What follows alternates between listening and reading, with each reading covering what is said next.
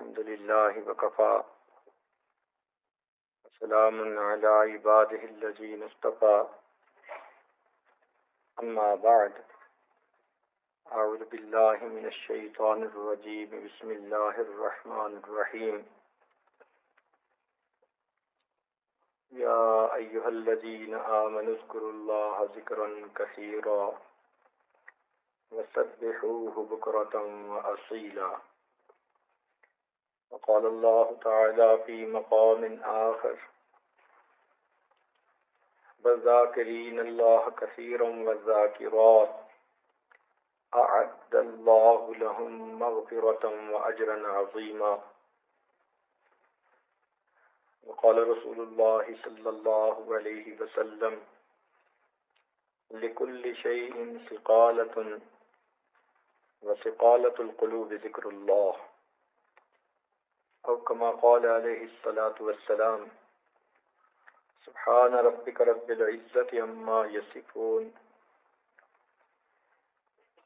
وسلام على المرسلين والحمد لله رب العالمين اللهم صل على سيدنا محمد وعلى آل سيدنا محمد وبارك وسلم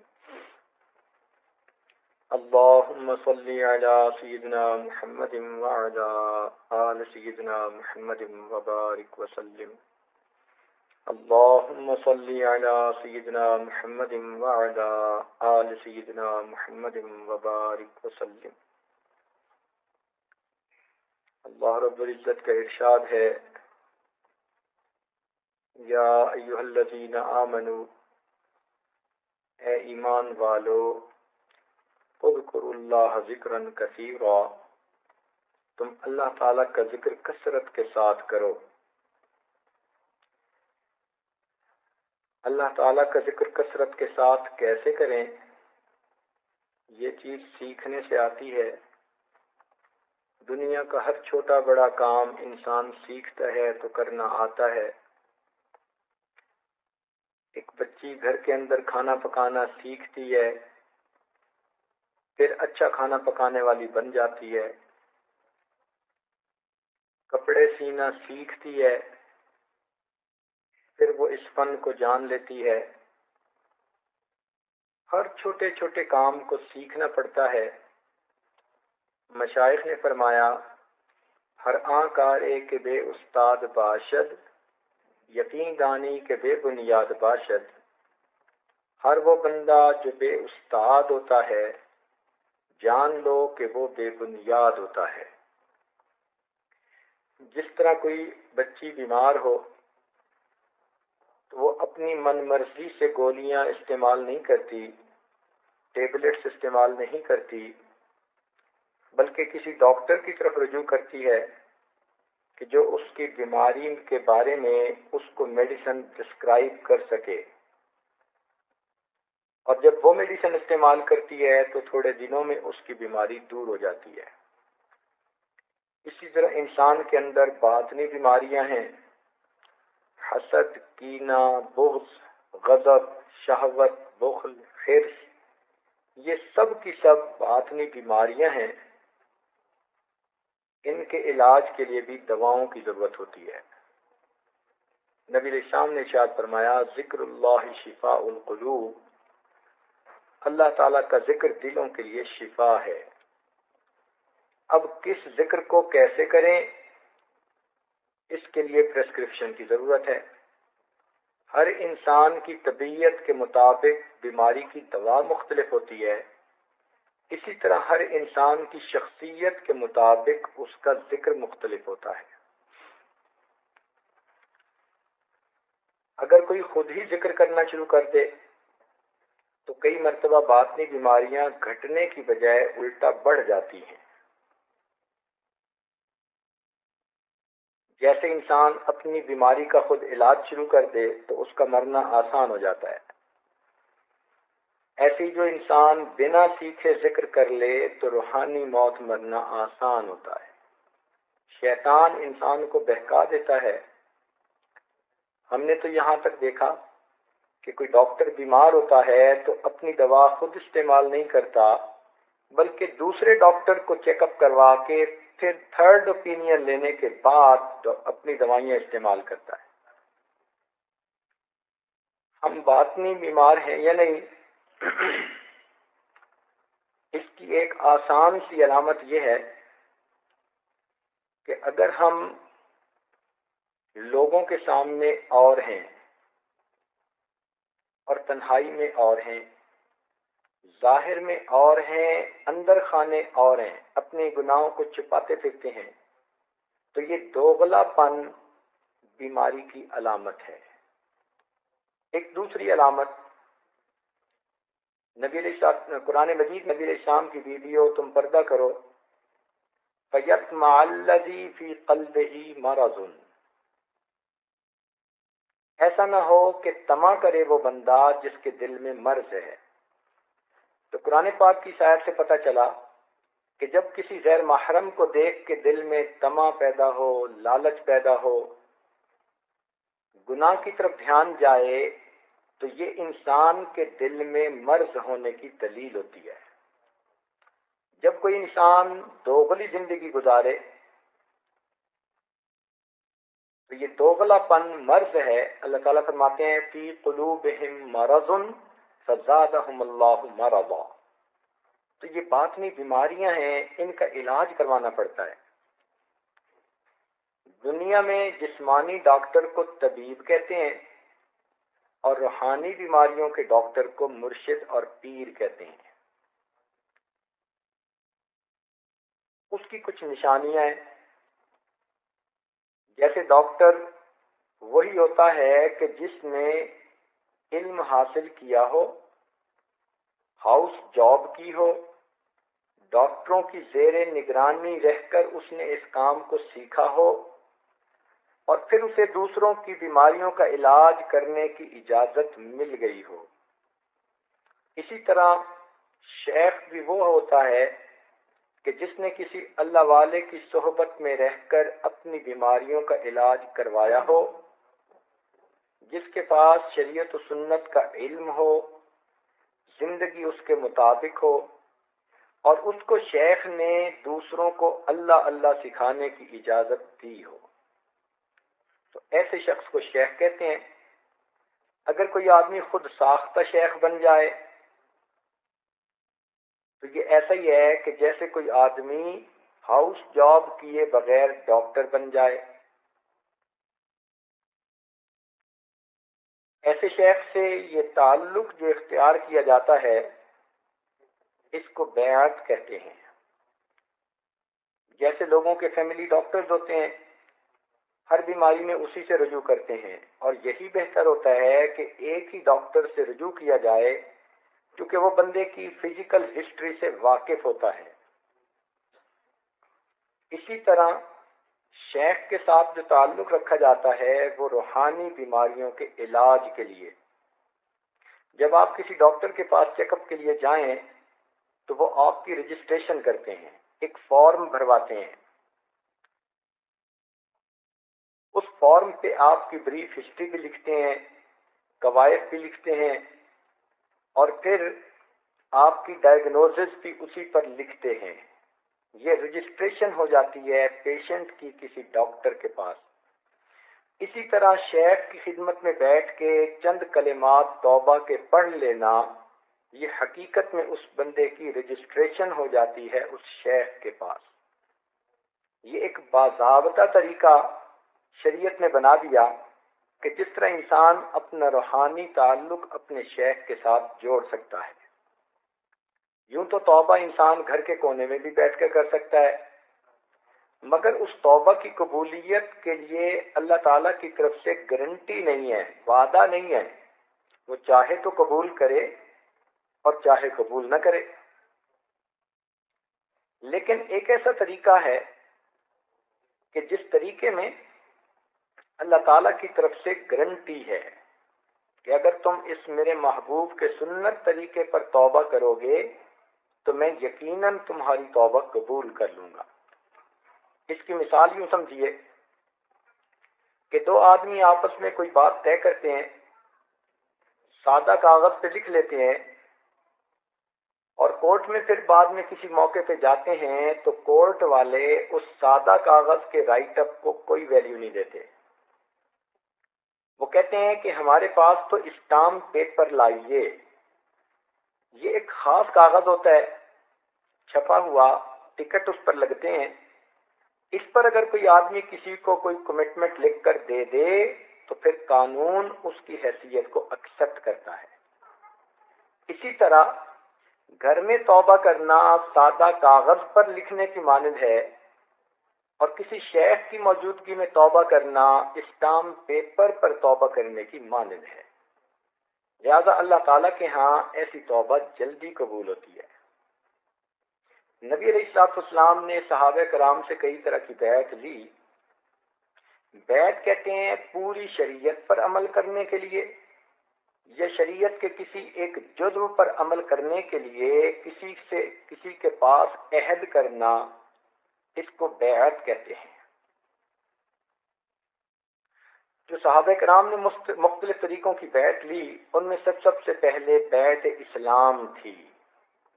یعنی جب وہ کفر سے توبہ کر کے اسلام میں آتے تھے تو نبی علیہ السلام کے ہاتھوں پر بیعت کرتے تھے. اس کو بیعت اسلام کہا جاتا تھا.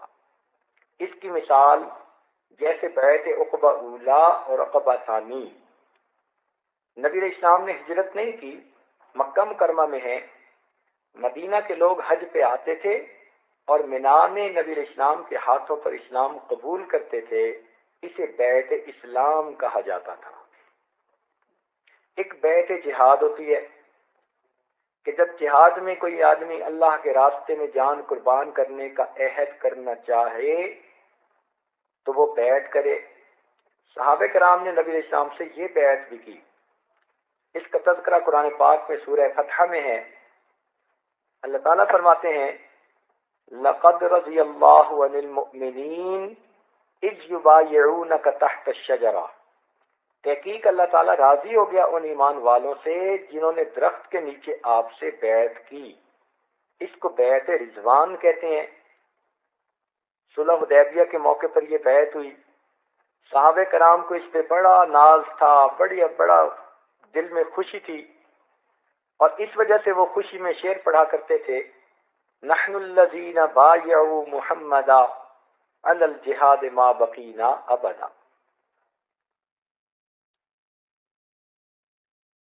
ایک تیسری بیعت ہے جس کو بیعت توبہ کہتے ہیں.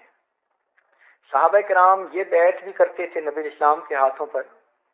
مرد بھی کرتے تھے، عورتیں بھی کرتی تھیں. مردوں کی بیعت کا تذکرہ بخاری شریف میں.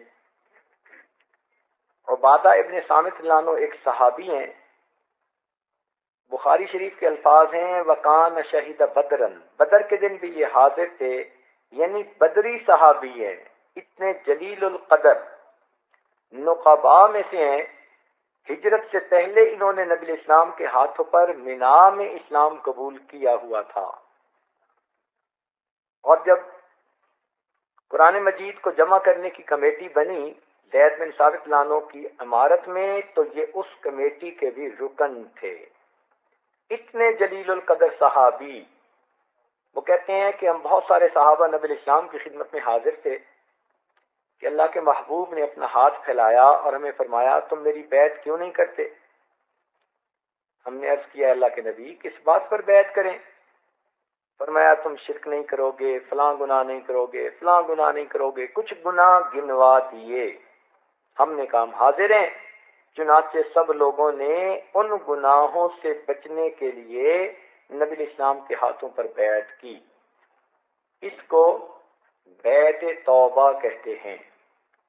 عورتوں کی بیعت توبہ کا تذکرہ قرآن مجید میں سورہ الممتحنہ. اللہ تعالیٰ ارشاد فرماتے ہیں یا ایھا النبی، اے نبی صلی اللہ علیہ وسلم، اذا جاءک المؤمنات، جب آئیں آپ کے پاس ایمان والی عورتیں. اب دیکھیں یہاں یہ نہیں کہا اذا جاءک الکافرات، اذا جاءک المشرکات، اذا جاءک المنافقات. نہیں، نہ یہ مشرکہ ہیں، نہ کافرہ ہیں، نہ منافقہ ہیں. کون ہیں؟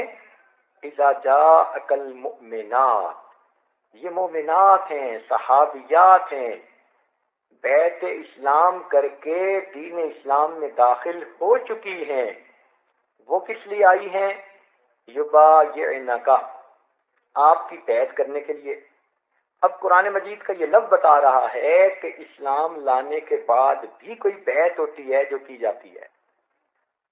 اس بیعت کا آخر کوئی مقصد ہوگا، قرآن مجید نے اس کو بھی واضح کر دیا، الا اللہ یشرکن باللہ شیئا، اللہ کے ساتھ کسی کو شریک نہیں ٹھہراؤ گے، ولا یسرقنا، چوری نہیں کرو گی، ولا یزنینا، اپنے عزت و ناموس کی حفاظت کرو گی، ولا یاتین ببہتان یفترینہ بین ایدیہن وارجلہن، کسی پر بہتان نہیں باندھو گی، ولا یاسینک فی معروف، اے محبوب کسی بھی معروف کام میں آپ کی نافرمانی نہیں کریں گی، یعنی سنت پر عمل کی کوشش کریں گی۔ یہ ان کے آنے کا مقصد ہے، اور اس مقصد کے لیے یہ بیعت کرنا چاہتی ہیں۔ فبایعہن، آپ انہیں بیعت کر لیجئے، واستغفر لہن اللہ، یہ ہے اصل راز بیعت کا، کہ یہ عورتیں تو توبہ کریں گی ہی، آئی جو اس نیت سے ہیں، اے محبوب آپ بھی ان کے لیے توبہ کیجئے۔ ان اللہ غفور الرحیم، بے شک اللہ تعالیٰ غفور اور رحیم ہے۔ مفسرین نے لکھا اللہ تعالیٰ نے انا کی تاکید کی مہر لگا کر ایسے طریقہ کار میں توبہ کی قبولیت کا وعدہ فرما لیا۔ لہذا جو بندہ اس سنت طریقے کے اوپر توبہ کرے گا، انا کی مہر ہے، اللہ تعالیٰ کی طرف سے گارنٹی ہے، انڈورسمنٹ ہے کہ میرے بندو اس طرح سے کی ہوئی توبہ کو میں پروردگار ضرور قبول کروں گا۔ تو آدمی خود بھی توبہ کرتا ہے اور شیخ بھی توبہ کرتے ہیں، کیونکہ وہ نائب رسول ہوتے ہیں۔ اللہ تعالیٰ نے نبی علیہ الصلوۃ والسلام کا کام اس امت کے علماء صلحاء کے کندھوں پر رکھ دیا، لہذا وہ نائب بن کر، وکیل بن کر کام کرتے ہیں، اپنی طرف سے نہیں کرتے، ان کو مشائخ کی طرف سے حکم ہوتا ہے۔ چنانچہ نبی علیہ السلام کا کام سیدنا ابوبکر صدیق نے سنبھالا، ان کا کام آگے چلتے چلتے چلتے ہمارے پاس باقاعدہ مشائخ کے نام موجود ہیں جنہوں نے یہ دین کا کام کیا، اور اس عاجز کے شیخ نے اس عاجز کو باقاعدہ اس کام کے لیے حکم فرمایا۔ اسی لیے اس کام کی خاطر اور بزرگوں کی اس نسبت کا نور پھیلانے کی خاطر یہ عاجز ہر وقت سفر میں ہوتا ہے اور اپنے بڑوں کے ڈالے ہوئے اس بوجھ سے سبکدوش ہونے کے لیے کوششیں کرتا ہے، ایسا نہ ہو کہ قیامت کے دن مشائخ کے سامنے شرمندگی اٹھانی پڑے۔ اس کو بیعت توبہ کہتے ہیں، اس کا تذکرہ قرآن مجید میں موجود ہے۔ اب بتائیے اگر صحابیات نے نبی اسلام کے پاس آ کر بیعت کی، تو اگر آج کی کوئی عورت یہ توبہ کی بیعت کرنا چاہے تو کیا وہ اس عمل سے محروم ہو گئی؟ نہیں، جس طرح نبی علیہ السلام کی یہ سنت ہے اس زمانے میں تھی، یہ سنت آج تک جاری ہے، قیامت تک جاری رہے گی۔ چنانچہ اس کو بیعت توبہ کہتے ہیں، اور یہ مشائخ ذکر بتانے سے پہلے یہ توبہ کی بیعت کرواتے ہیں تاکہ پچھلے گناہ معاف ہوں اور آئندہ نیکوکاری کی زندگی نصیب ہو۔ دیکھیں نا، آپ اگر خوشبو لگانا چاہیں تو صاف ظاہر ہے کہ پہلے صابن سے نہاتی ہیں، جسم کپڑے صاف ستھرے ہوتے ہیں، پھر خوشبو لگاتی ہیں۔ پسینے والے جسم پہ تو خوشبو کوئی عقل مند نہیں لگاتا۔ اسی طرح جو انسان ذکر اذکار کرنا چاہے تو وہ پہلے بیعت کے ذریعے باطنی غسل کر لے اور پھر اللہ کے ذکر، نبی علیہ السلام پر درود شریف وغیرہ کے اذکار کرے تاکہ ان کی خوشبو اس پر آ جائے۔ تو یہ بات سمجھنی تو بہت آسان ہے، اس میں کوئی رکاوٹ نہیں۔ دنیا کے علوم سیکھنے کے لیے دنیا کے استاد کی ضرورت ہوتی ہے، اور دین کا علم سیکھنے کے لیے دینی استاد کی ضرورت ہوگی۔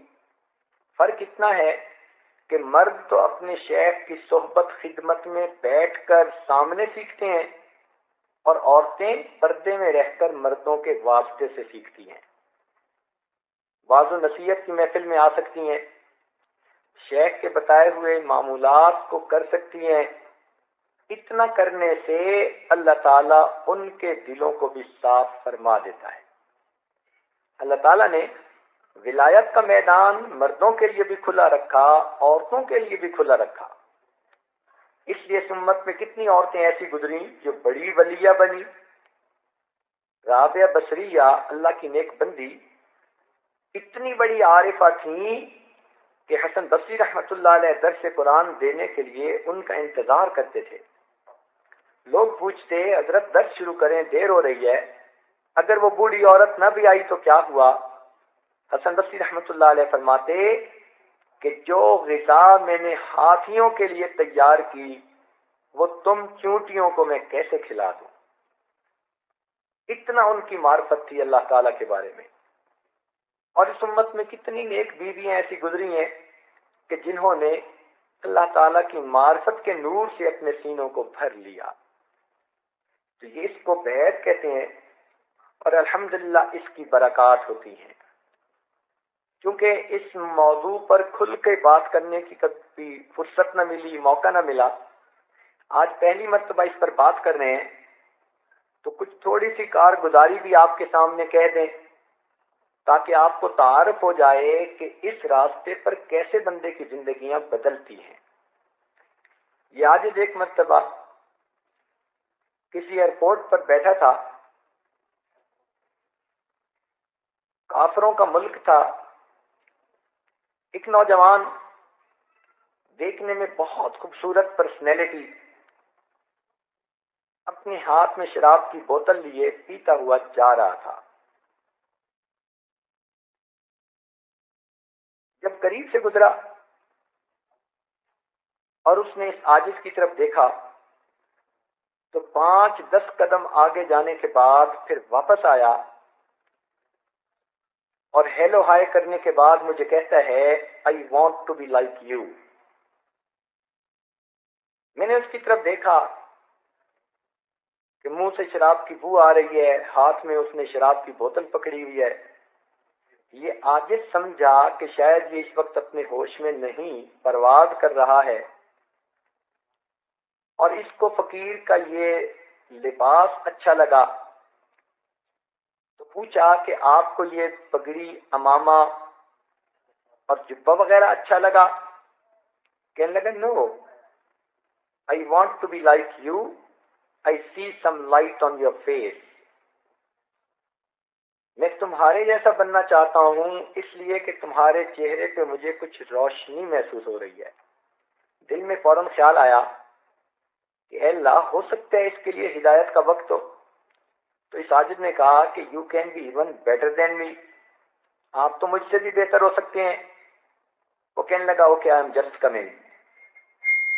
سامنے ایک واش روم تھا، وہ نوجوان سیدھا اس میں چلا گیا اور اس نے دیکھتے دیکھتے وہ بوتل شراب کی ٹریش کین کے اندر پھینک ماری اور پھر اس نے اپنا ہاتھ منہ دھویا، کلی کی، فریش اپ ہوا اور فریش اپ ہو کے پھر اس عاجز کے پاس آ کر کرسی پر بیٹھ گیا اور کہنے لگا let me introduce my self. میں نے کہا ٹھیک ہے. کہنے لگا یہ میرا نام ہے، میں نے ٹوکیو یونیورسٹی جاپان سے کمپیوٹر انجینئرنگ میں ایم ایس سی کی ہوئی ہے اور ایک کمپنی کے اندر میں مینیجر کے طور پہ کام کرتا ہوں. آپ دیکھ رہے ہیں کہ اللہ نے مجھے کتنی اچھی جوانی دی، خوبصورتی دی، اور میری جاب بہت اچھی ہے اور میرے آفس میں ادھر ادھر ارد گرد ہر طرف لڑکیاں کام کرتی ہیں. میرا کوئی دن گناہ کے بغیر نہیں گزرتا. مجھے دائیں بائیں کہیں نہ کہیں سے روز گناہ کی آفر ہوتی ہے اور میں ڈیلی گناہ کرتا ہوں. تو اب آپ مجھے بتائیں کہ میں آپ جیسا کیسے بن سکتا ہوں؟ پھر کہنے لگا کہ میرے بارے میں یہ سمجھ لیں I eat everything, I do everything. ان دو لفظوں میں اس نے اپنی پوری زندگی کی ترتیب بتا دی. I eat everything, I do everything. اب ایسی اس نوجوان کی زندگی، اور وہ کہتے ہیں کہ جی میں نیک بننا چاہتا ہوں. اس عاجز نے اسے بتایا کہ بھائی توبہ کے کلمات پڑھو، اور ایک ذکر قلبی کا طریقہ ہے، یہ عاجز آپ کو بتائے گا کرنا. اس کی برکت آنکھوں سے دیکھنا. وہ کہنے لگا مگر مجھے یہ بتائیں کہ میں گناہ سے کیسے بچ سکتا ہوں. یہ جو میرے آگے پیچھے ہر وقت حور پریاں پھرتی ہیں، یہ مجھے گناہ سے پیچھے رہنے نہیں دیتی. اس عاجز نے کہا کہ آپ کے لیے بچنا مشکل ہے، اللہ تعالیٰ کے لیے بچانا آسان ہے. آپ اس عمل کو کر دیکھو، اس کی برکتیں دیکھنا. کہنے لگا ٹھیک. وہیں بیٹھے بیٹھے اس عاجز نے اس کو بیٹھ کے کلمات پڑھائے اور یہی ذکر کا طریقہ سمجھایا. اور وہ بچہ بھی چلا گیا نوجوان، اور یہ عاجز بھی اپنی فلائٹ پر چلا گیا. 3 مہینے کے بعد اس کا خط آیا. اس عاجز نے اب بھی اس کو اپنے ریکارڈ میں محفوظ رکھا ہے. تو اس خط میں اس نے 2 باتیں لکھی.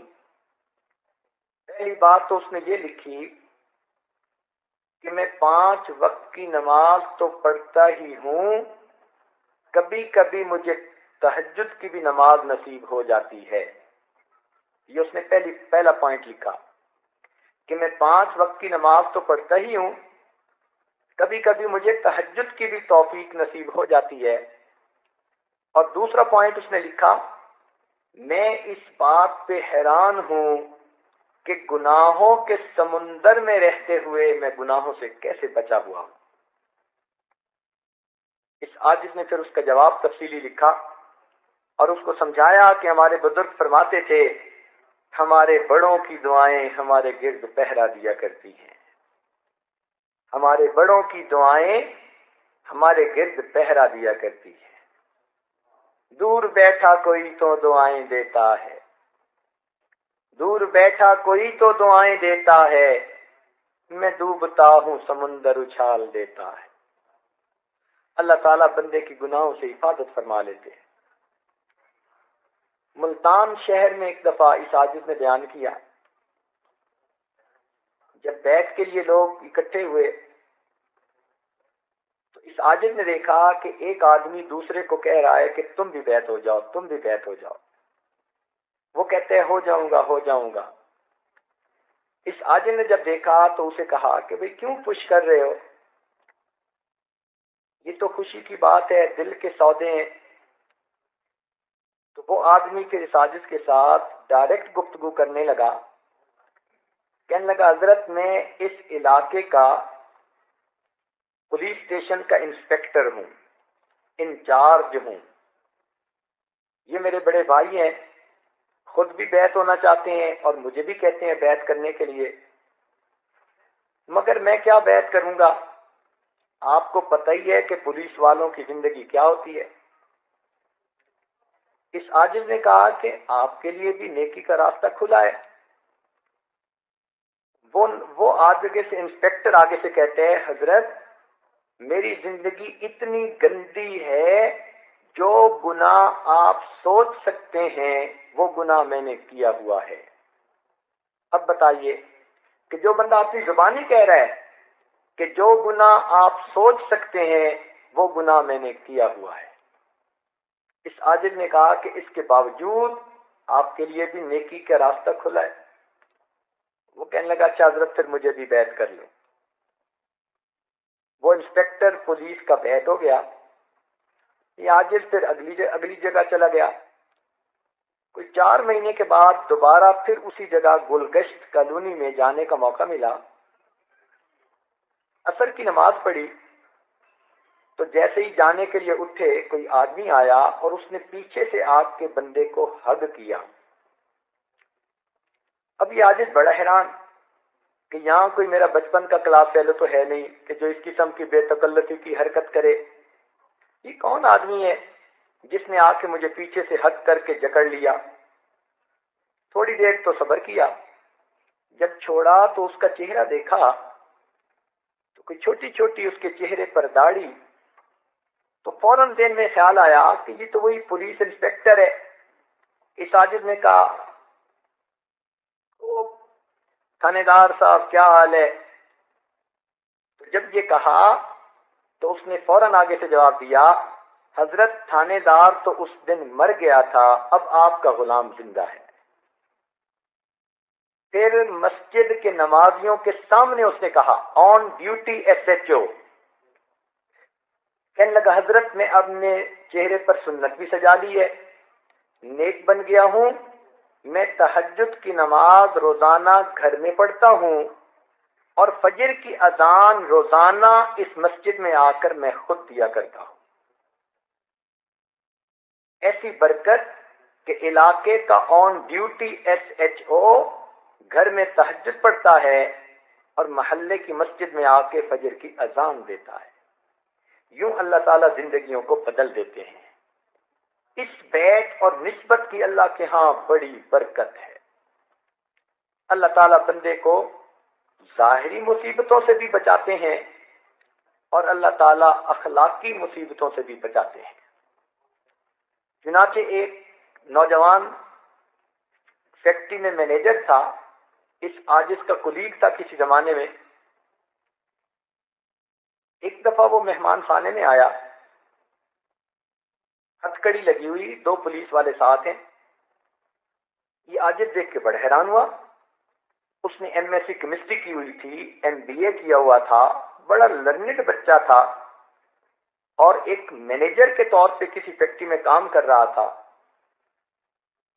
اس حالت میں دیکھ کے یہ عاجز بڑا حیران ہوا. پوچھا، کیا بنا؟ کہنے لگا، حضرت میرے اوپر اس وقت قتل کا مقدمہ ہے.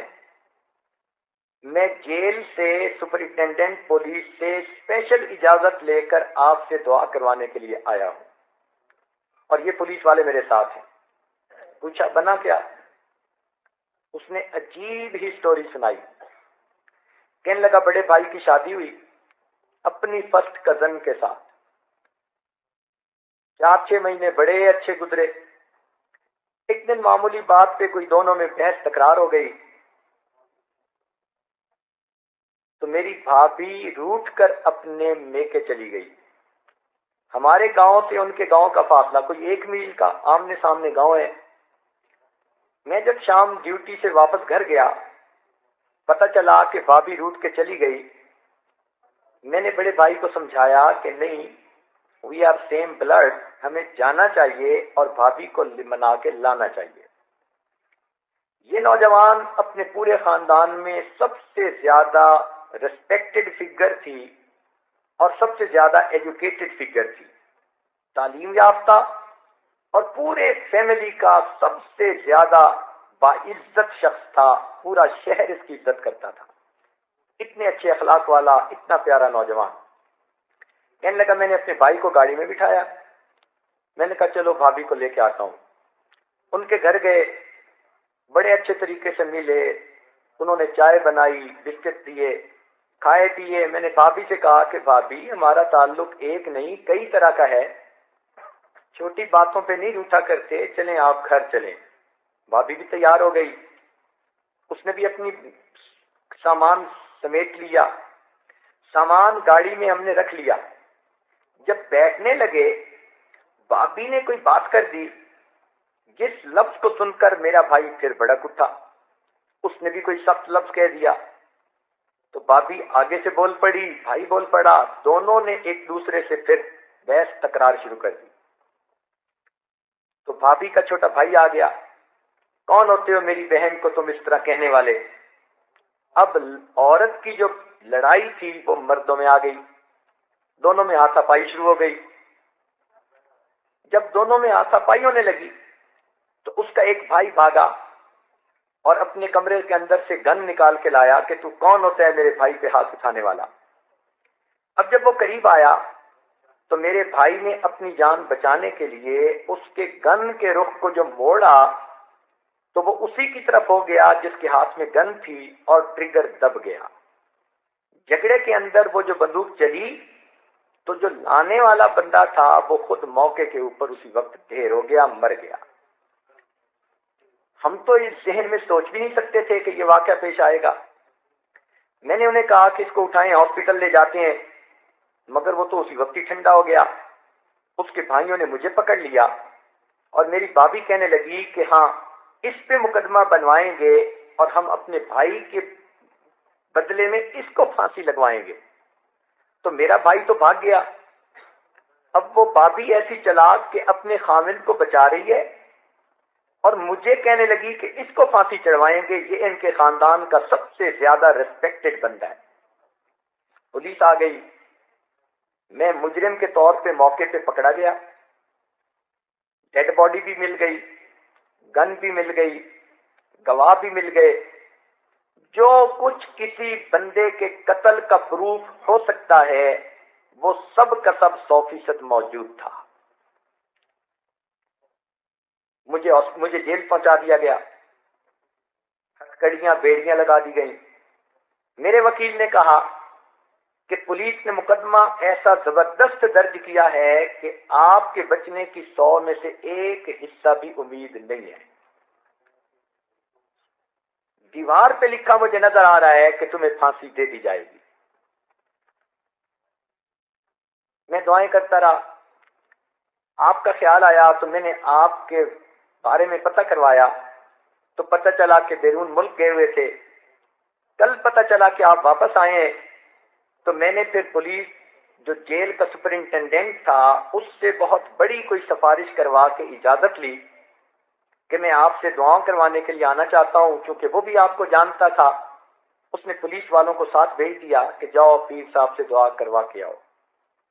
اس لیے اب میں یہاں آیا بیٹھا ہوں۔ اب آپ مجھے بتائیں، میں آپ کا کولیگ ہوں، اتنا میں آپ کا محبت کرنے والا دوست ہوں، ممکن ہے میری آپ کی آخری ملاقات ہو، اور یہ کہہ کے اس نوجوان نے رونا شروع کر دیا۔ اب ایک بے گناہ نوجوان، اور اس کی عمر بھی کوئی 28 سال ساری تھی، اور اس کی شادی میں بھی ابھی کوئی 6 مہینے سے جو ہونی تھی۔ اتنی پیاری اس کی شخصیت، پرسنالٹی، اتنے موٹے موٹے آنسو اس کے گر رہے ہیں، اور کہہ رہا ہے کہ یہ میری اور آپ کی ممکن ہے آخری ملاقات ہو۔ کہنے لگا بتائیں میں کیا کروں؟ اس عاجز نے اسے بتایا کہ ایک نعمت ہے جو اللہ رب العزت نے اپنے مشائخ کے ذریعے اس عاجز کے سینے میں ڈالی ہے۔ آپ اس نسبت کے اپنا تعلق جوڑیں اور اللہ کے حضور اس نسبت کو پیش کریں۔ اللہ تعالیٰ کے ہاں نسبت کی بڑی لاج ہے۔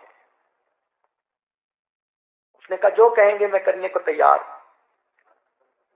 چنانچہ اس عاجز نے اس کو یہی بیعت توبہ کے کلمات پڑھائے اور اس کو ذکر مراقبے کا طریقہ بتایا، اور یہ بات سمجھائی کہ جب بھی نماز پڑھنا بس یہ دل میں دعا کرنا کہ اے اللہ، میں ان مشائخ کے ساتھ روحانی تعلق رکھنے والا ایک غلام ہوں، ایک مصیبت میں مبتلا ہوں، ان مشائخ کی برکت سے مجھے مصیبت سے نجات عطا فرمائی۔ وہ نوجوان نم والی آنکھوں کے ساتھ چلا گیا، پرنم آنکھوں سے چلا گیا۔ اس عاجز کو پھر کہیں باہر جانا تھا ملک میں، پھر چلا گیا۔ 3-4 مہینے کے بعد پھر واپس جب اپنے ملک میں پہنچا تو گھر میں تھا کہ بیٹے نے ایک مٹھائی کا بڑا ڈبہ لا کر دیا کہ جی کوئی مہمان خانے میں آدمی آئے ہیں، انہوں نے سلام بھیجے ہیں اور مٹھائی آپ کے لیے لائے ہیں۔ مٹھائی کے ڈبے پر دیکھا تو ان کا نام لکھا ہوا تھا۔ عاجز بڑا حیران ہوا، فوراً مہمان خانے میں پہنچا، دیکھا تو وہ ہنستا مسکراتا چہرہ سامنے تھا۔ میں نے پوچھا کہ آپ آزاد ہو گئے، بچ گئے؟ کہنے لگا حضرت یہ تو کوئی کرامت ہی ہو گئی، اللہ تعالیٰ نے مجھ پر ترس کیا۔ بھئی کیسے؟ کہنے لگا کہ مسئلہ یہ بنا کہ جب ڈیڈ باڈی کا پوسٹ مارٹم کیا گیا تو جو سرجن اس کا پوسٹ مارٹم کر رہا تھا اس نے اس کے جسم سے جو گولی نکالی جس سے اس کی ڈیتھ ہوئی تھی، تو اس کی پیمائش تو اس نے ملی میٹر میں کی، مگر غلطی سے لکھتے ہوئے اس کو انچ یونٹ میں اس نے لکھ دیا۔ یعنی سائز اس کا ملی میٹرک سسٹم میں اس نے لیا، مگر بائی مسٹیک جو پیپر پر اس نے لکھا تو اس نے 7 انچ سکیل لکھ دی۔ کہنے لگا کہ جب جج کے سامنے کیس پیش ہوا تو جج نے بلٹ کو دیکھا اور اس کا سائز پڑھا، تو جج نے کہا کہ سرجن جو کہہ رہا ہے کہ اس بلٹ سے اس کی ڈیتھ ہوئی، یہ وہ گولی تو نہیں ہے۔ اب جب اس پر بات آگے بڑھی تو معاملہ شک میں آ گیا، اور قانون یہ ہے کہ جب کسی میں شک آ جائے تو پھر اس بندے کو پھانسی نہیں دی جاتی۔ جج نے اس کو بنیاد بنا کر مجھے باعزت بری کر دیا۔ یہ نسبت کی برکتیں ہیں، اللہ رب العزت یوں مصیبت سے بندوں کو بچا دیتے ہیں۔ ہمارے ایک دوست ہیں حاجی صاحب، ہم ان کو کہتے ہیں، جامعہ رحمانیہ کے نام سے ایک مدرسہ ان کے زیر سرپرستی چل رہا ہے، اپنے علاقے کے نواب ہیں۔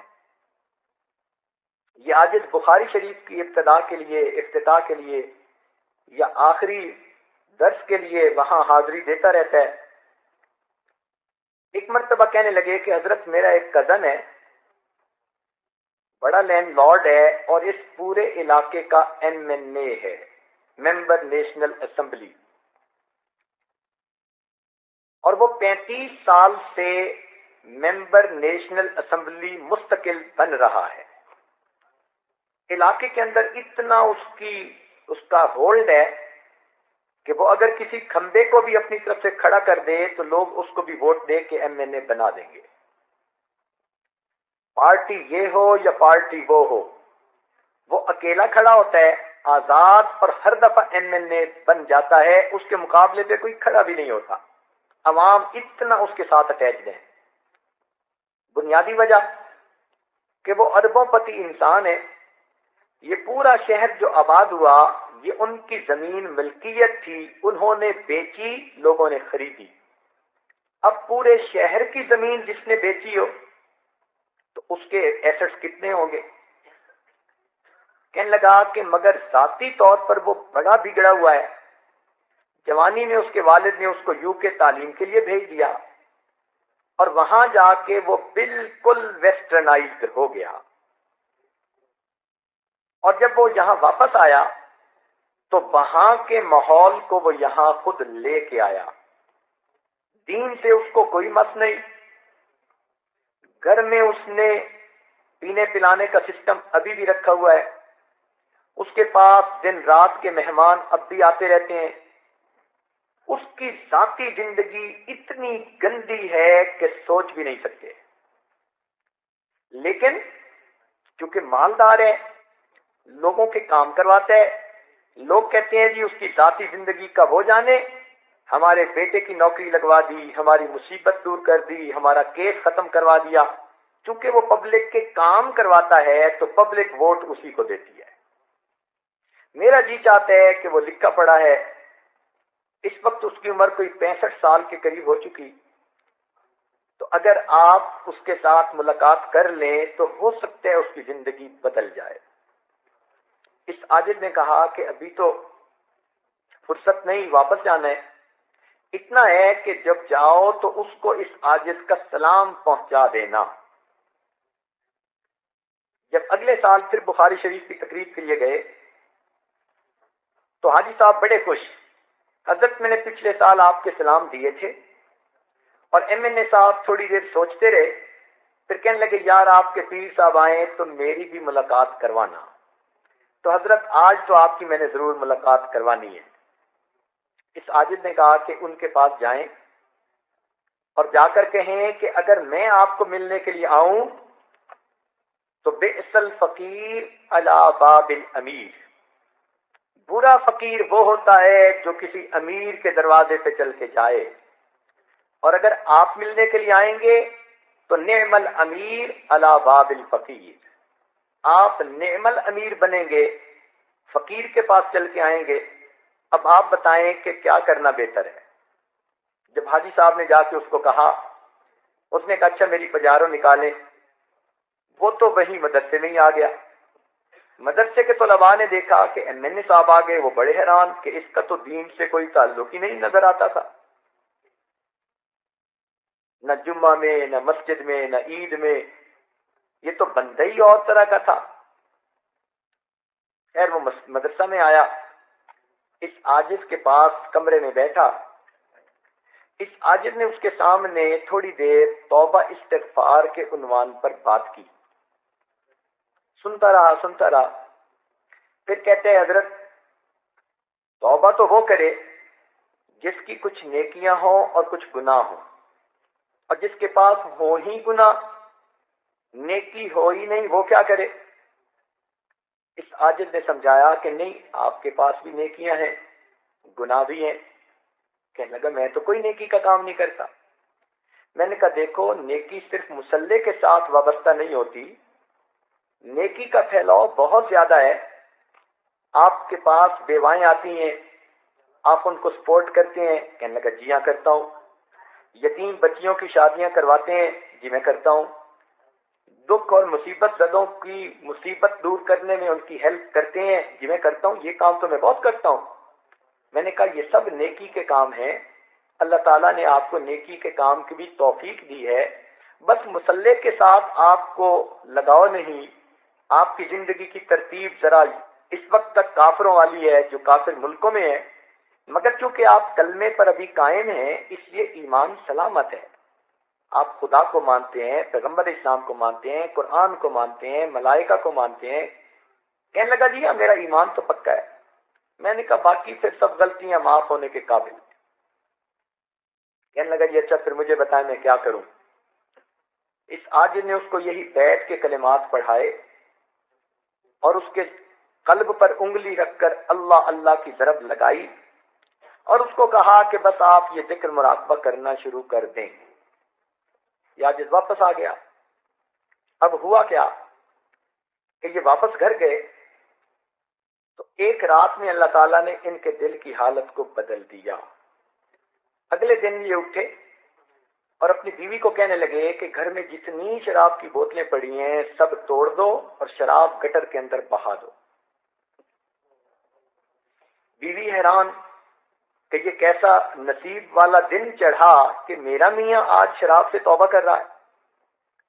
پھر اس نے اپنی بیوی کو کہا کہ یہ جتنی ماڈل گرل قسم کی لڑکیاں آتی ہیں ان کو کہو کہ آج کے بعد میرے گھر کے دروازے ان کے لیے بند ہیں۔ وہ بیوی سوچنے لگی کہ میں تو دنیا میں آ گئی، میرے سامنے سب کچھ ہوتا تھا، میں بول نہیں سکتی تھی، آج میرا میاں ہر ایک سے توبہ کر رہا ہے۔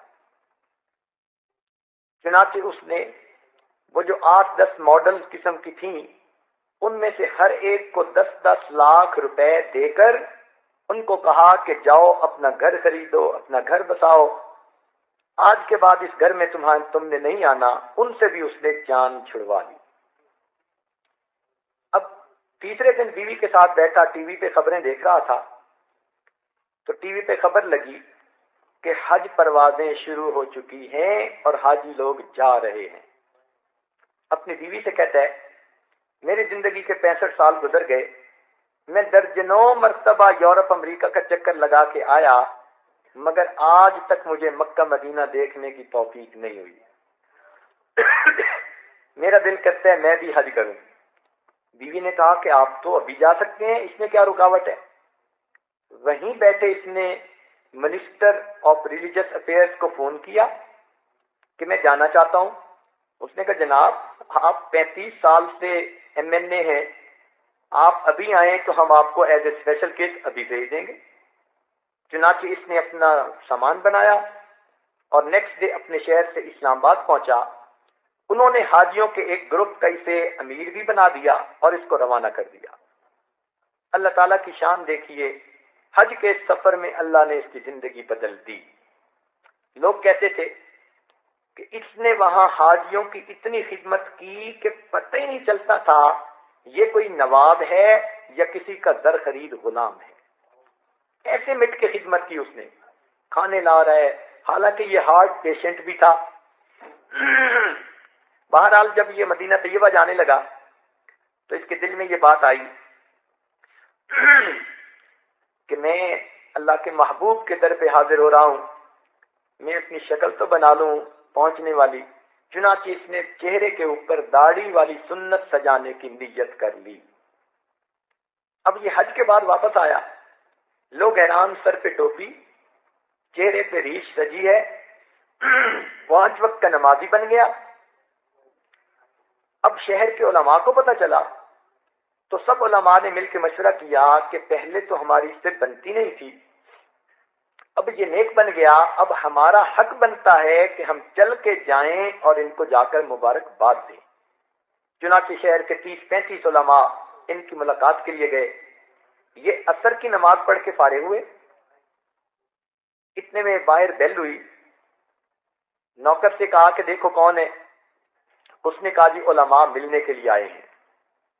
چنانچہ اپنے ڈرائنگ روم میں آیا، سب علماء سے گلے ملا اور مل کے کہتے جی آپ بیٹھیں، میں آپ کے لیے زمزم کھجوریں لاتا ہوں، پھر میں آپ کو حج کی کارگزاری سناؤں گا۔ علماء بیٹھ گئے، گھر آیا، بیوی کو کہا کہ اتنے علماء ہیں، ان کے لیے زمزم کھجوریں دے دو۔ اس نے کہا بہت اچھا۔ چنانچہ وہ چھوٹے چھوٹے کپوں میں زمزم ڈالنے لگی، ان کے ہاتھ میں تسبیح، سر پہ ٹوپی، یہ اپنے بیڈ کے اوپر بیٹھ کر تسبیح پڑھنے لگے۔ اللہ تعالیٰ کی شان، اسی دوران ہارٹ اٹیک ہوا۔ جب بیوی زمزم لے کر آئی تو یہ اللہ کو پیارے ہو چکے تھے۔ پہلی زندگی دیکھیں کیا تھی، اور یہ دیکھیں کہ اللہ نے بیت کی برکت سے موت کیسی عطا کی۔ حج کر کے آئے ہیں، معافیاں مانگ کے آئے ہیں، چہرے پہ سنت سجائی، سر پہ ٹوپی ہے، باوضو ہے، عصر کی نماز پڑھی، ہاتھ میں تسبیح ہے، اور اس حالت میں ان کو موت آ جاتی ہے۔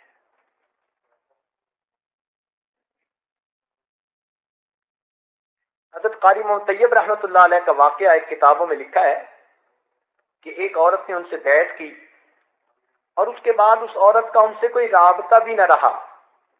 20 سال گزر گئے، اور 20 سال گزرنے کے بعد جب اس عورت کی وفات کا وقت آیا تو وہ عورت کہتی تھی کہ وہ دیکھو مولانا بیٹھے ہیں اور مجھے کلمہ پڑھا رہے ہیں، وہ دیکھو مولانا بیٹھے ہیں کلمہ پڑھا رہے ہیں۔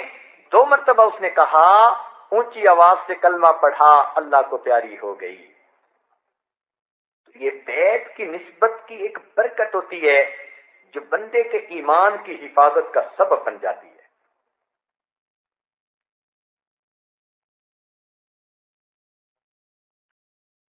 ہمارے ایک دوست ہیں، ان کا جوان بیٹا امریکہ میں 18 سال 17 سال کی جو عمر کو پہنچا تو وہاں کے کلبوں میں وہ پھنس گیا۔ والد اتنا پریشان، والدہ اتنی پریشان کہ کوئی حد نہیں۔ اب انہوں نے ساجد کے سامنے رونا رویا۔ ساجد نے کہا بھائی جیسا کیسا ہے بس اس کو بیعت کروا دو، اور پھر برکت دیکھو نسبت کی کہ کیا ہوتی ہے۔ اللہ تعالیٰ کی شان کہ اس بچے نے والدین کی بات مان کر بیعت کر لی، اور یہ نہ سمجھا کہ میرے ساتھ ہونے والا کیا ہے۔ اب مشائخ کی دعاؤں میں اس کا حصہ پڑ گیا، اللہ تعالیٰ نے اس کے دل کی دنیا کو بدلنا شروع کیا۔ 1 سال کے اندر وہ بچہ جو اپنی زبان سے کہتے ہیں کہ نیو یارک میں میرے پیچھے ایک وقت میں 10 لڑکیاں ہوتی تھیں جو مجھے گناہ کی طرف مائل کرتی تھیں، میں ایک کا فون بند کرتا تھا اور دوسری کا اٹینڈ کرتا تھا، دوسری کا بند کر کے تیسری کا اٹینڈ کرتا تھا، اور 10 کی 10 کو پتا تھا کہ اس کا 10 سے تعلق ہے، مگر سب کمپیٹ کر رہی تھیں کہ اس کو کون اپنا لے۔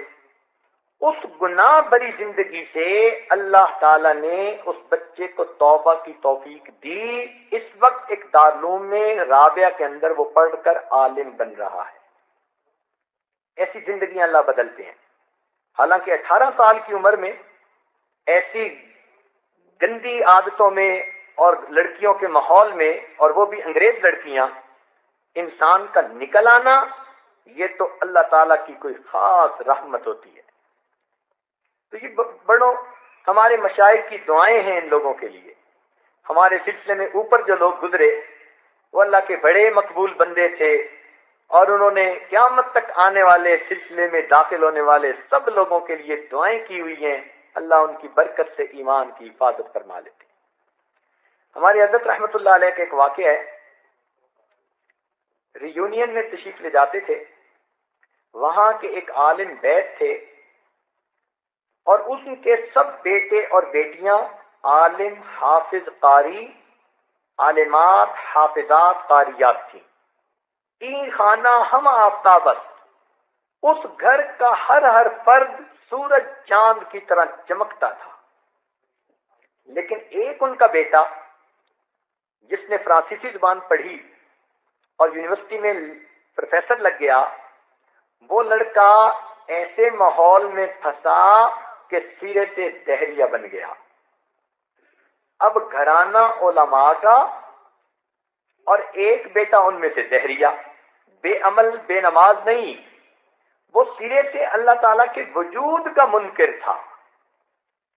وہ عالم یہ واقعہ خود سنانے کے بعد کہنے لگے کہ ہم میاں بیوی راتوں کو روتے روتے رہ جاتے کہ یہ ہمارے گھر میں سے ایک بچہ کیسا نکل آیا، کسی کو بتا بھی نہ سکتے۔ میں مسجد کا پیش امام، لوگوں میں میری اتنی عزت قدر، میرے بچے اتنے نیک، میری بیٹیاں اتنی نیک، اور ان میں سے ایک گھر کا فرد وہ دہریہ بن گیا۔ کہنے لگا ہمارے حضرت بھی آتے تو ہم شرم کے مارے ان کو بھی نہ بتا سکتے۔ یہ بات ذہن میں رکھیے کہ جس طرح مریض کو چاہیے کہ ہر بیماری اپنے ڈاکٹر کو بتائے تب علاج ہوگا، اسی طرح مرید کو بھی چاہیے کہ اپنی روحانی ہر بیماری کی اطلاع شیخ کو ضرور دے تاکہ اس کا علاج ہو سکے۔ اگر مریض شرم کرے کہ میں ڈاکٹر کو بیماری کیسے بتاؤں تو اس کی بیماری کا علاج نہیں ہوگا۔ اسی طرح مرید شرم کرے کہ میں اپنا یہ گناہ کیسے بتاؤں تو اس کا علاج نہیں ہوگا۔ ہمارے مشائخ نے کہا کہ مرید کو چاہیے کہ شیخ کے سامنے دل کا حال اس طرح کھولے جیسے کوئی لڑکی اپنی ماں کے سامنے اپنا سب کچھ کھول دیتی ہے۔ تو خیر ایک دن انہوں نے حضرت کے سامنے اپنے دل کا غم کہہ ڈالا۔ حضرت نے فرمایا کہ اپنے بیٹے کو بیعت کروا دو۔ ان کا حضرت وہ تو نہ دین کو مانتے ہیں نہ خدا کو مانتے ہیں، وہ بیعت کہاں ہوگا؟ حضرت نے کہا آپ والد ہو، اسے سمجھا بجھا کے بیعت کروا دو۔ اب اس کے والد نے بات کی، لڑکا کہنے لگا نہ میں خدا کو مانتا ہوں، نہ نبی کو مانتا ہوں، نہ اسلام کو مانتا ہوں، میرا کیا واسطہ؟ والد صاحب نے کہا بیٹا ہم سب بیعت ہیں، تم بھی بیعت کر لو۔ جب زیادہ پش کیا تو وہ کہنے لگا کہ اچھا آپ لوگوں کی مجبوری سے میں بیعت تو کر لیتا ہوں مگر میں نے کرنا کرانا کچھ نہیں۔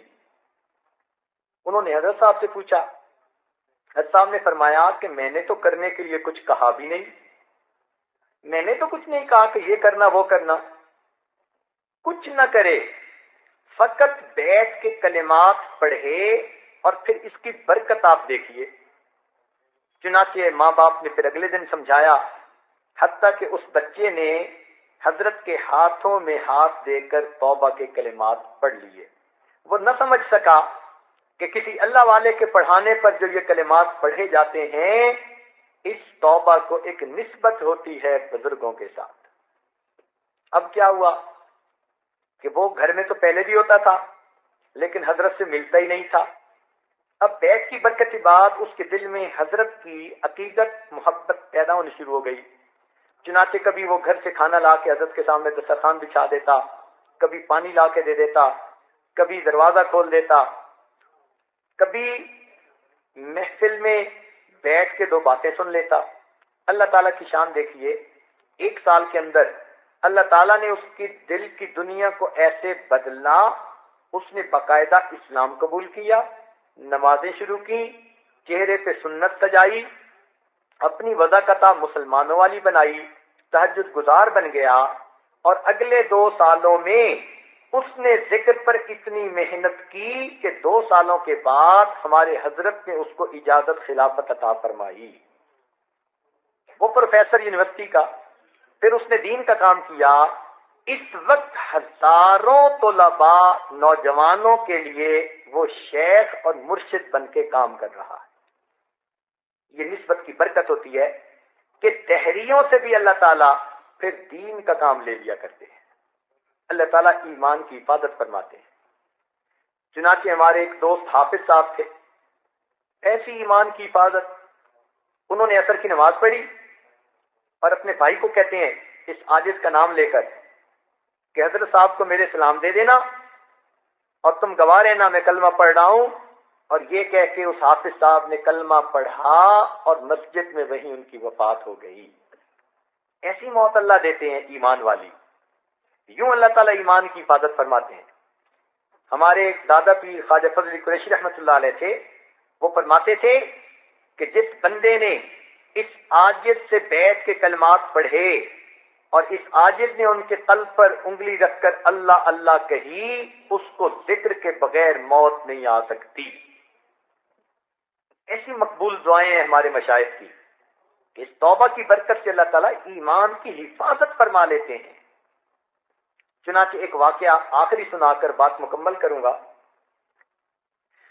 ہمارے اپنے محلہ میں اس عاجز کے کلاس فیلو ہیں، الحمدللہ اس عاجز کو جتنی محبت دنیا میں ملتی ہے اس سے زیادہ محبت اپنے ملک میں ملتی ہے، اور جتنی محبت اپنے ملک میں ملتی ہے اس سے زیادہ محبت اپنے شہر میں ملتی ہے، اور جتنی محبت اپنے شہر میں ملتی ہے اس سے زیادہ محبت اپنے محلے میں ملتی ہے، اور جتنی محبت اپنے محلے میں ملتی ہے الحمدللہ اس سے زیادہ محبت اپنے گھر میں ملتی ہے۔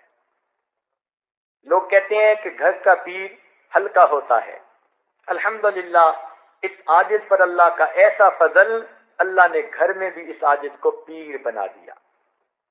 اس عاجز کی اہلیہ بیوی بھی ہے اور مریدہ بھی ہے۔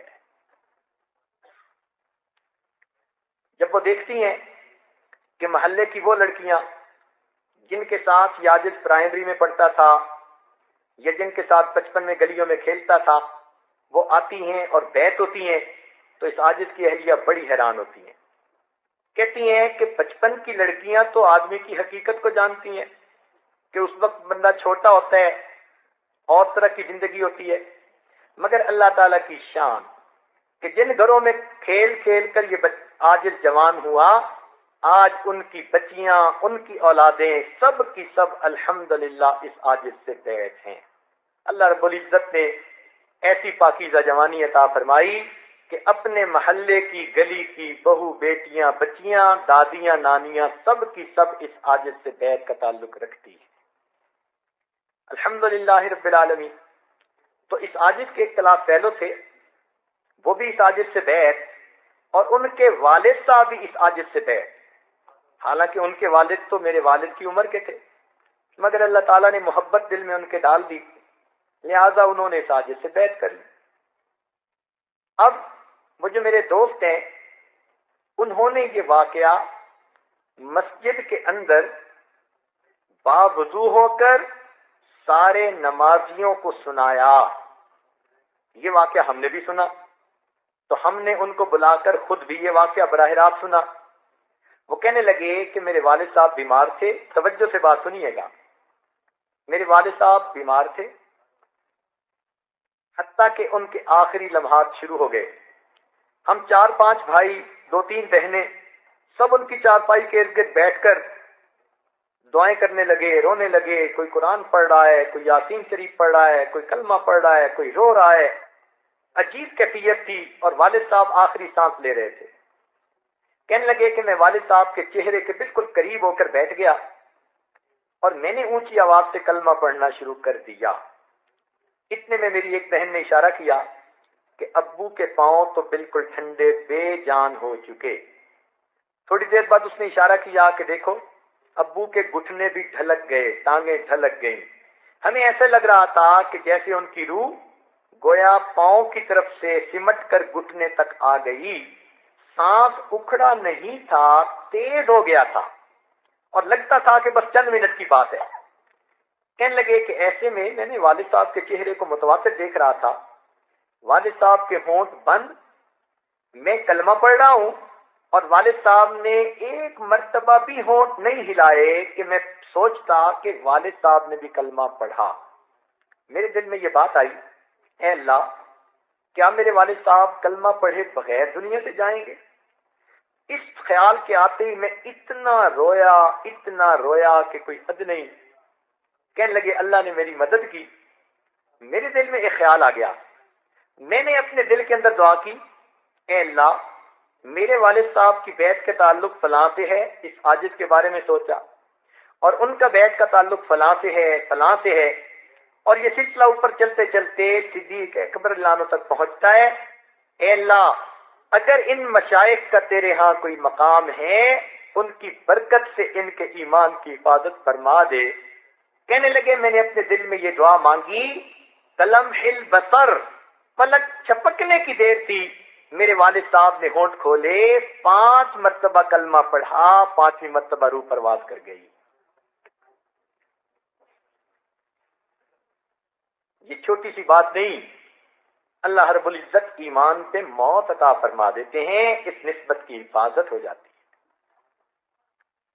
تو اس لیے یہ بیعت ایک روحانی تعلق ہے جو مشائخ کے ساتھ ہوتا ہے. اللہ تعالیٰ دنیا کی مصیبتوں سے بھی محفوظ فرما دیتے ہیں اس کی برکت سے, اور اللہ تعالیٰ ایمان کی بھی حفاظت فرماتے ہیں. بالخصوص جوان بچے بچیوں کی زندگی میں انقلابی تبدیلیاں بندہ خود محسوس کرتا ہے. اللہ تعالیٰ ہمیں اپنے مشائخ کی اس نسبت کی حفاظت کی توفیق عطا فرمائے, اور اللہ تعالیٰ ہمیں ایمان پر موت عطا فرمائے, اور قیامت کے دن نبی علیہ السلام کے ہاتھوں حوض کوثر کا جام عطا فرمائے. اب چند باتیں معمولات کے بارے میں کہ جو مستورات بیعت ہو چکی ہیں یا ابھی ہوں گی اس محفل میں, چونکہ آج رمضان شریف کی آخری محفل ہے, اس وقت بھی ہم توبہ کی کلمات پڑھیں گے. جو پہلے بیعت ہو چکی وہ تجدید بیعت کی نیت کر لیں گی, جو نئے سرے سے بیعت ہونا چاہیں گی وہ بیعت کی نیت کر لیں گی, اور جو دوسرے مشائخ سے عورتیں بیٹھ ہیں وہ فقط توبہ کی نیت کریں گی, تاکہ محفل میں توبہ کی قبولیت میں وہ بھی شامل.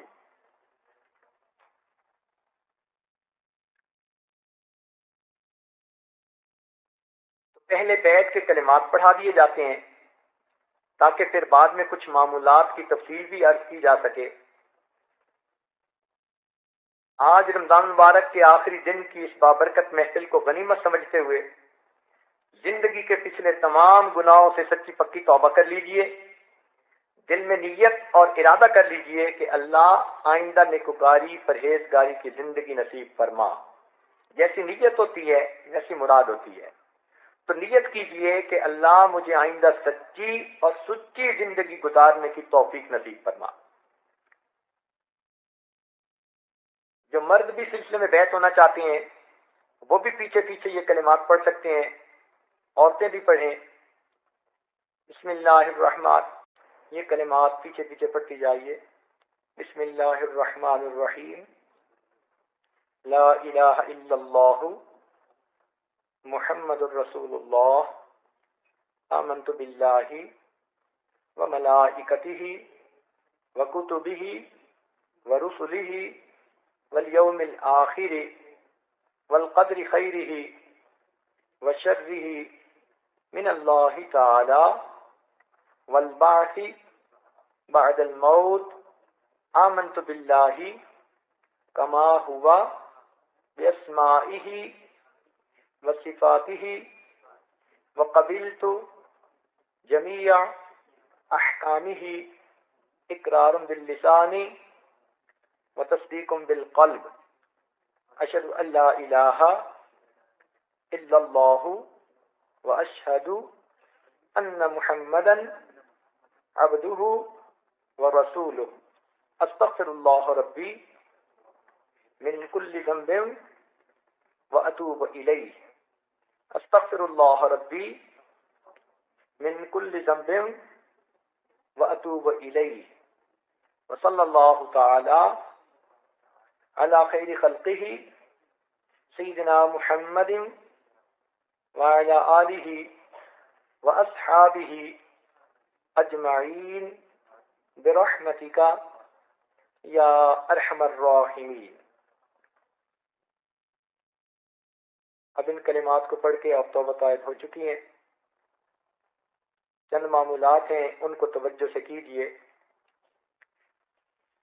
اس عاجز نے جو کچھ کارگزاری کے چند واقعات سنائے تو شیطان کسی کے ذہن میں یہ نہ ڈالے کہ اپنے منہ میاں مٹھو بنے.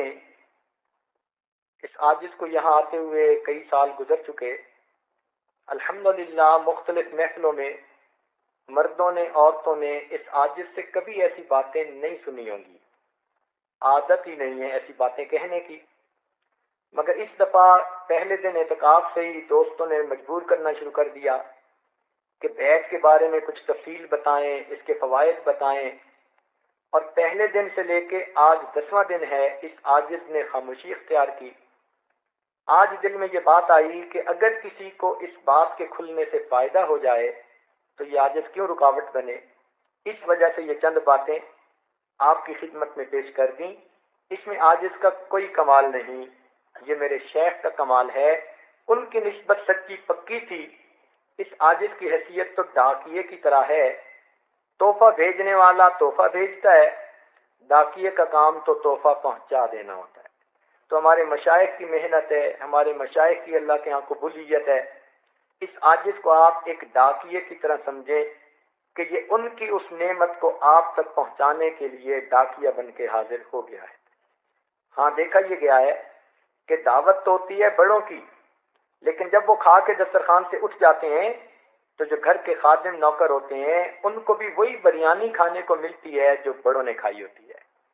تو اس عاجز کی حیثیت بھی اس سلسلہ کے ایک نوکر اور خادم کی سی ہے. یہ روحانیت کی بریانی ہمارے بڑوں نے پکائی اور خوب کھائی. اب وہ چونکہ دنیا سے چلے گئے اس لیے اب دسترخوان پہ بچا ہوا ہم کھاتے پھر رہے ہیں، ورنہ اپنی محنت تو صفر ہے.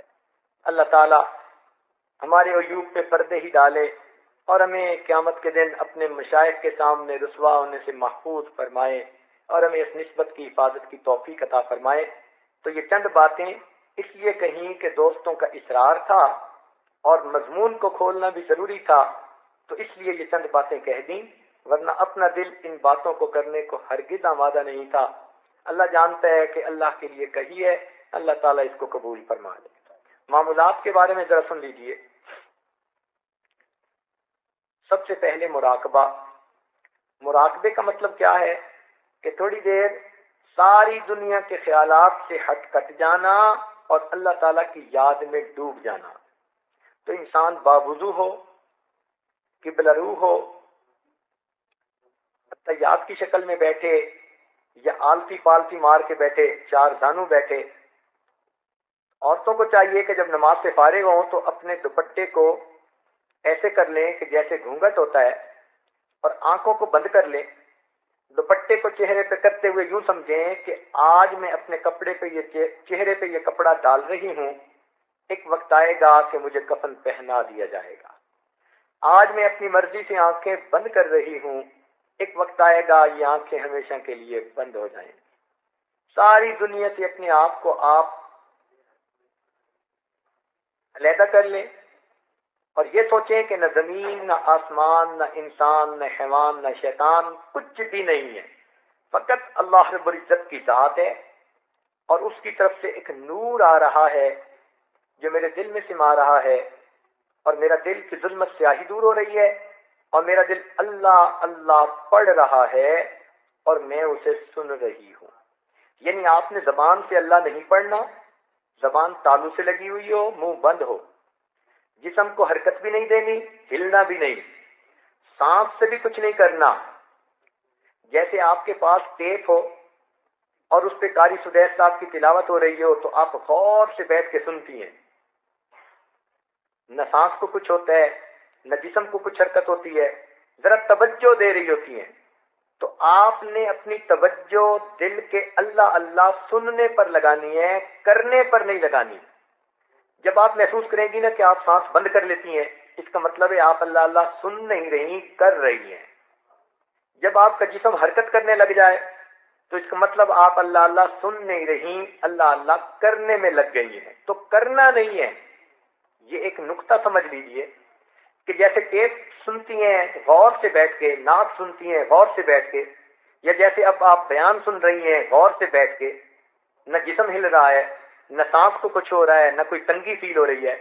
اسی طرح آپ نے اپنے دل کی اللہ اللہ سننی ہے. زندگی ہے امر اللہ، زندگی ایک راز ہے، قلب کہے اللہ اللہ زندگی کا ساز ہے. چند دن آپ مراقبے میں بیٹھیں گی، یہ زندگی کا ساز چھڑے گا تو پھر ہر وقت آپ کو اللہ اللہ کی کیفیت محسوس ہوگی. یہ عجیب نغمہ ہے جو انسان کے اندر سے اس کو آواز آتی ہے، اس کو قلبی ذکر کہتے ہیں. حدیث پاک میں اس کے لیے ذکر خفی، ذکر سری، ذکر حامل، یہ سارے نام اسی قلبی ذکر کے لیے آئے ہیں. تو آپ 15 منٹ، آدھا گھنٹہ، 1 گھنٹہ، جتنا گڑ اتنا میٹھا، اور اگر 2-4 منٹ ہی مراقبہ کریں گی تو اس کا اثر ہی نہیں ہوگا. تو کچھ وقت لگانے کی کوشش کریں. جب بچے سو جائیں، آپ فارغ ہوں، وقت نکال سکتی ہو، چاہے تہجد کے بعد چاہے عشاء کے بعد، جس وقت سکون محسوس کریں اس وقت آپ بیٹھ کے مراقبہ کریں. اگر عمر زیادہ ہے اور آپ مصلی پہ نہیں بیٹھ سکتی تو کرسی پر، صوفے پر بیٹھ کر بھی مراقبہ کر سکتی ہیں. اگر بیٹھنے میں بھی دقت ہے کہ زیادہ دیر نہیں بیٹھ سکتی تو آپ اوٹ لگا کے بھی مراقبہ کر سکتی ہیں، حتیٰ کہ بستر پہ لیٹ کے بھی مراقبہ کر سکتی ہیں. الذین یذکرون اللہ قیاما وقعودا وعلی جنوبہم، وہ میرے بندے جو لیٹے بیٹھے کھڑے مجھے یاد کرتے ہیں. اللہ تعالیٰ کی یاد تو ہر حال میں ہو جاتی ہے، مگر بیٹھ کے کریں گی تو اجر زیادہ ہے. مجبوری کی وجہ سے اوٹ لگا کے کریں گی تو کوئی بات نہیں. اب ہوتا کیا ہے، سب سے پہلی پرابلم یہ ہوتی ہے کہ جیسے ہی عورتیں آنکھیں بند کرتی ہیں نا، ان کو الٹے سیدھے خیال آنے شروع ہو جاتے ہیں، اور یہ پھر ڈر کے مارے آنکھ کھول دیتی ہیں کہ جی ہم سے مراقبہ نہیں ہوتا. بھئی وجہ یہ ہے کہ اب تک دل میں جو کچھ گند بھرا گیا، آنکھ بند کرتے ہی وہ گند سامنے آئے گا. اسی گند کو تو صاف کرنا ہے. اگر آپ یوں مراقبہ کرنا چھوڑ دیں گی تو یہ گند تو صاف نہیں نہ ہوگا، پھر گند تو اسی طرح قبر میں ساتھ جائے گا. یہ تو رونے والی بات ہے، بلکہ خطرے کی بات ہے کہ جلدی سے جلدی دل کو صاف کر لو، ورنہ جو گند مجھے آنکھ بند کر کے اب محسوس ہوتا ہے، اگر اللہ نے قیامت کے دن اس گند کو کھول دیا پھر میرا کیا بنے گا. تو اس لیے اس سے نہ گھبرائیں کہ خیالات گندے آتے ہیں، شیطانی، شہوانی، نفسانی آتے ہیں. قطعاً گھبرانے کی ضرورت نہیں. جو کچھ اب تک دل میں ہم نے جمع کیا وہی کچھ ہے. دل کو ٹریش کین بنایا ہوا تھا، اس لیے اس کے اندر گند بھرا ہوا ہے. اب جیسے ہی ہم آنکھ بند کر کے دل میں جھانکتے ہیں ہمیں بو لگتی ہے. اس کی مثال یوں سمجھے کہ اگر کمرے کے اندر فرض کرو چوہا مر گیا اور بو آ رہی ہے بہت ساری، اور کوئی عادت ذرا دروازہ کھولے اور بو آئے اور یہ دروازہ بند کر دے اور کہ جی میں تو دروازہ کھولتی نہیں، مجھے تو بہت بو آتی ہے، تو یہ بو کبھی ختم نہیں ہوگی. اس کا طریقہ یہی کہ آپ اس بو کو تھوڑی دیر کے لیے برداشت کریں، دروازہ کھولیں اور اس چوہے کو اٹھوا کر باہر ڈلوا دیں اور جگہ صاف کروا کے روم فریشنر چھڑک دیں تو کمرے سے بو ہمیشہ کے لیے ختم ہو جائے گی. اسی طرح ہمارے دلوں میں شیطان چوہے نے بھی گند ڈالا ہوا ہے. اب ہم جیسے ہی دل کا دروازہ کھولتے ہیں ہمیں وہ گند محسوس ہوتا ہے. تو ڈریں گھبرائیں نہیں، بیٹھی رہیں. بیٹھنے سے اللہ تعالیٰ بالآخر اس گند کو دور کر دیں گے اور خود بخود اپنے ذکر کی خوشبو عطا فرما دیں گے. جس نے بھی ذکر مراقبہ شروع کیا ابتدا میں سب کی حالت اسی طرح ہوئی، اور اسی سے پھر لوگ بالآخر بڑے بڑے ولی بن کر تیار ہوئے. تو خیالات سے گھبرانے کی کوئی ضرورت نہیں. اگر گندا خیال آئے تو جھٹک دیں، پھر اللہ اللہ کرنا شروع کر دیں، پھر جھٹک دیں، پھر اللہ اللہ. شروع میں آپ کو 100 خیال گندے آئیں گے، پھر کچھ دنوں کے بعد 99، پھر 98، پھر 97، اور اس طرح ایک وقت آئے گا کہ گندے خیال ختم ہو جائیں گے اور آپ آنکھ بند کرتے اللہ کی یاد میں ڈوب جائیں گے. یہ ڈھونڈتا ہے پھر وہی فرصت کے رات دن، بیٹھے رہیں تصور جانا کیے ہوئے. ایسا مزہ آئے گا کہ انسان کا جی چاہے گا کہ بس میں اللہ کی یاد میں ڈوبا رہوں. دل کے آئینے میں ہے تصویر یار، جب ذرا گردن جھکائی دیکھ لی. جب آپ گردن جھکائیں گی آپ کو پھر دل سے اللہ اللہ کی آواز آئے گی. وہ جن کا عشق صادق ہے وہ کب فریاد کرتے ہیں، وہ جن کا عشق صادق ہے وہ کب فریاد کرتے ہیں، لبوں پہ مہر خاموشی دلوں میں یاد کرتے ہیں۔ جن کا عشق سچا ہوتا ہے ان کے زبان پہ خاموشی ہوتی ہے، وہ دلوں میں اپنے محبوب کو یاد کر رہے ہوتے ہیں۔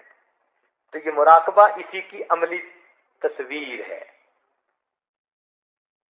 تو ایک تو خیالات سے گھبرانے کی ضرورت نہیں، اور دوسرا کئی مرتبہ عورتیں یہ شکایت کرتی ہیں کہ جب مراقبے میں بیٹھتی ہیں ہمیں نیند آ جاتی ہے، اس سے بھی گھبرانے کی کوئی بات نہیں۔ دیکھیں، ایک صفی کے دروازے پر کوئی فقیر آ کر بیٹھا 5 گھنٹے سے، اور اس دوران اس کو اونگ بھی آ گئی 1 گھنٹہ، تو کوئی یہی نہیں کہے گا جی یہ 4 گھنٹے سے بیٹھا ہے، ہر بندہ کہے گا جی 5 گھنٹے سے یہاں بیٹھا ہوا ہے، حالانکہ اس دوران اس کو نیند بھی آ گئی۔ تو جب آپ نے مراقبے کی شکل بنا لی تو آپ نے مالک الملک کے دروازے پر اپنی حاضری لگوا دی، اب درمیان میں نیند بھی آ گئی تو یہ کہیں گے کہ دروازے کے اوپر تو یہ بیٹھی ہوئی تھی۔ تو گھبرانے کی بات نہیں ہے۔ اصل میں ابتدا میں عورتیں سکینہ اور نیند کے درمیان فرق نہیں کر سکتی، ان کو نہیں پتہ چلتا اذ یغشیکم النعاس امنۃ منہ، نعاس ایک اونگ سی محسوس ہوتی ہے مگر وہ تو اللہ کی طرف سے رحمت کے برسنے کا موقع ہوتا ہے، تو عام عورتیں اس کو نیند سمجھ لیتی ہیں۔ ان باریکیوں میں جانے کی بجائے موٹی سی بات ہے کہ نیند آئے تو پرواہ نہ کریں، نیند کی حالت میں بھی انسان کا دل ذکر کرتا رہتا ہے۔ تو جب ان 2 باتوں کی آپ کو پرواہ نہیں تو اب آپ آدھا گھنٹہ مراقبہ صبح و شام کریں، 1 گھنٹہ کریں، 2 گھنٹے کریں، ایسی بھی اللہ کی نیک بندیاں ہیں وہ روزانہ مختلف اوقات میں 3 گھنٹے روزانہ مراقبہ کرتی ہیں، اور 2 گھنٹے مراقبہ صبح و شام یہ تو بہت خواتین ہیں، اور 1 گھنٹے کی تو تعداد گننی بھی مشکل ہے، آدھا گھنٹہ صبح آدھا گھنٹہ شام۔ تو آپ اگر مراقبے میں بیٹھیں گی تو دل قابو میں آئے گا، لیکن جب آپ کا دل جاری ہو گیا تو ایسی لذت آپ کو ملے گی کہ آپ نماز میں کھڑی ہوں گی، اور آپ تو مقام احسان والی نماز پڑھیں گی تو مزہ آ جائے گا۔ اپنی زبان سے آپ کہیں گی کہ حضرت مجھے تو یوں لگتا ہے میں دنیا میں پیدا ہی اب ہوئی ہوں، اب سے پہلے میں نے سارا وقت ضائع کر دیا۔ اس لیے اس مراقبے کو کرنے کی کوشش کیجیے، یہ بڑا عجیب ذکر ہے، بے ریا ذکر ہے۔ آپ عورتوں کی محفل میں بیٹھ کے اپنے قلبی ذکر کر رہی ہوں گی، کسی کو پتہ ہی نہیں کہ آپ کر رہی ہیں یا نہیں کر رہی۔ تو اس لیے نوجوان بچیاں خوب مراقبہ کریں تاکہ ان کے دل اللہ تعالیٰ کی یاد سے لبریز ہو جائیں، اللہ تعالیٰ کی محبت آ جائے۔ وقوف قلبی کا مطلب ہوتا ہے کہ چلتے پھرتے لیٹے بیٹھے اپنا دھیان اللہ کی طرف رکھنا۔ اس میں اللہ اللہ کرنا ضروری نہیں ہوتا، بس برا خیال دل میں نہ ہو، دھیان اللہ تعالیٰ کی طرف رہے۔ درود شریف پڑھنا، استغفار پڑھنا، قرآن پاک پڑھنا، یہ تو پہلے بھی کئی مرتبہ سمجھا چکے۔ آخری چیز ہے رابطہ شیخ۔ رابطہ شیخ کا کیا مطلب؟ کہ جو اپنے باطنی حالات و کیفیات ہوں وقتاً فوقتاً فون کے ذریعے یا ای میل کے ذریعے یا خط کے ذریعے اپنے شیخ کو پہنچانا اور پھر ان کی ہدایات کے مطابق ذکر کرتی رہنا۔ آج تو اتنا کمیونیکیشن کا دور ہے کہ لوگوں نے دنیا کو گلوبل ویلیج کہنا شروع کر دیا ہے، تو آپ بھی اپنے حالات کیفیات پہنچاتی رہیں، یہ عاجز آپ کے لیے دعائیں کرتا رہے گا۔ کئی مرتبہ آپ کی طرف سے تو خطوط آئیں گے، یہ عاجز دعا کا جواب فوراً دے دے گا، مگر ضروری نہیں کہ اس کے خط کا بھی جواب پہنچے۔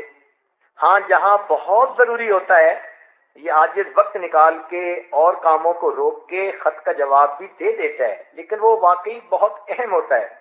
روٹین کی باتیں ایسی ہوتی ہیں کہ ان کو دعاؤں کی ضرورت ہوتی ہے، توجہات کی ضرورت ہوتی ہے، تو غائبانہ توجہ بھی کر دیتے ہیں، دعا بھی کر دیتے ہیں، ان کو قلبی جواب مل جاتا ہے تو وہ مصروفیت کا خیال رکھتے ہوئے اسی کو قبول فرما لیں۔ اگر یہ عاجز جو ڈاک روز مل رہی ہے نا، اس کو اگر روزانہ پڑھنا شروع کرے تو اندازاً مجھے 1 گھنٹہ کم از کم پڑھنے کے لیے چاہیے، اتنی ای میل آتی ہیں، اور اگر ان کا جواب لکھنے بیٹھوں تو کم از کم 3 سے 4 گھنٹے ان کے جواب کے لیے چاہیے۔ تو پھر 5 گھنٹے روزانہ اس کام کے لیے کہاں سے نکالیں؟ سفر بھی کرنے ہوتے ہیں، پروگرام بھی کرنے ہوتے ہیں، اور جہاں جاتے ہیں لوگوں کو پتہ ہے کہ 10 منٹ تو زندگی کے فارغ نہیں ہو پاتے، تو یہ گھنٹے کہاں سے نکالیں؟ امر مجبوری، اس لیے پھر یہ کہتے ہیں کہ بھئی دعائیں دے دی جاتی ہیں، اسی پہ آپ خوش ہو جایا کریں کہ ہماری حالات ہمارے شیخ کو پہنچ گئے اور ان کے علم میں آ گئے، وہ دعائیں کر رہے ہیں۔ روحانی تعلق ہوتا ہے آپ لوگوں سے، مگر خط کا جواب پڑھنے کے لیے اب عام طور پر مستورات کے خطوط میں ایسی باتیں ہوتی ہیں کہ کسی اور سے جواب لکھوا بھی نہیں سکتے۔ مردوں کے خط ہوں تو چلو کسی عالم سے کہہ دیا، خلفاء میں سے کسی سے کہہ دیا کہ جی آپ اس کا جواب لکھ دیں، مگر عورتوں کی باتیں ایسی ہوتی ہیں کہ امانت ہوتی ہیں، تو کسی دوسرے کے ذریعے سے لکھوا بھی نہیں سکتے، تو یہ بھی مجبوری ہے۔ اس لیے عورتوں کو چاہیے کہ اپنی طرف سے حالات پہنچاتی رہیں اور دل میں مطمئن رہیں کہ اگر ضروری ہوگا تو ہمیں جواب بھی پہنچ جائے گا۔ ویسے ساجد کی عادت ہے کہ جو بچیاں باقاعدہ خط لکھتی ہیں، بتاتی ہیں، ان کو خط کا جواب نہ بھی دے، جب کبھی اللہ تعالیٰ فون پہ بات کروا دیتے ہیں یا ملاقات کروا دیتے ہیں تو یہ عاجز ان کی کیفیات کے بارے میں ان کو پورا سمجھا دیتا ہے۔ اس کو رابطہ شیخ کہتے ہیں۔ تو ان 6 باتوں کا آپ خیال کریں گی تو اللہ تعالیٰ دل کی دنیا کو بدلیں گے اور انشاءاللہ اللہ تعالیٰ کی محبت دل میں بڑھے گی۔